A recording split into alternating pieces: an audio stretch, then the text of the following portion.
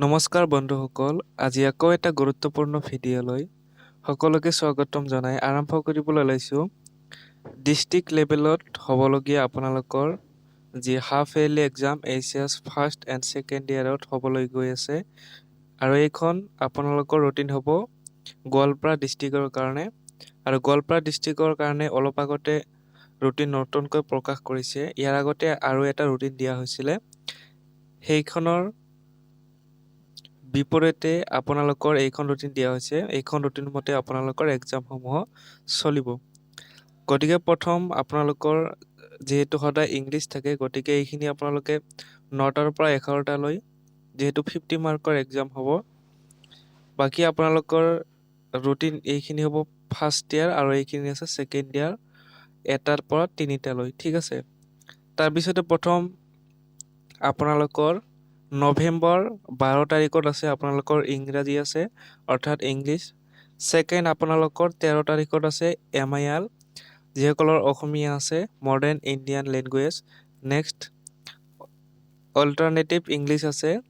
তাৰপিছতে আফটাৰনুনত অৰ্থাৎ ছেকেণ্ড ইয়াৰত আছে ইংলিছ। তাৰপিছতে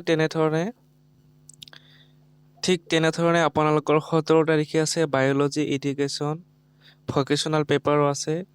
তাৰপিছতে এইচএছ ছেকেণ্ড ইয়াৰত আছে কেমেষ্ট্ৰি, হিষ্টৰী, বিজনেছ ষ্টাডি আৰু ভকেশ্যনেল পেপাৰ 1। চ' গতিকে এনেধৰণে আপোনালোকে গোটেইখিনি চাই ল'ব। তাৰপিছতে নেক্সট আপোনালোকে একেবাৰে শেষত চাব যিখিনি আপোনালোকৰ NSQF। চ' সেইখিনি NSQF-ৰ যিবিলাক ছাবজেক্ট ধৰি লওক IT বা প্ৰাইভেট চিকিউৰিটি তেনেকুৱা ধৰণৰ ছাবজেক্টবিলাক যিবিলাক ফাইনেল এক্সামত 50 মাৰ্কৰ হয়, সেইখিনি আপোনালোকৰ হাফ ইয়াৰলি এক্সাম হ'ব মাত্ৰ 25 মাৰ্কৰ। চ' ইয়াতে লিখা আছে, চাই ল'ব।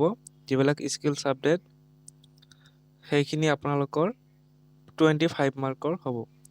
চ' এইখিনিতে আপোনালোকক জনাই দিওঁ যে আপোনালোকৰ প্ৰি ফাইনেল এক্সাম 2024ত হৈ যোৱা বিভিন্ন ধৰণৰ কুৱেশ্যন পেপাৰ চলুশ্যন এইটো চেনেলৰ মাধ্যমেৰে আপোনালোকে পাব। গতিকে সেইখিনি ভিডিঅ' আপোনালোকে চাই যাব।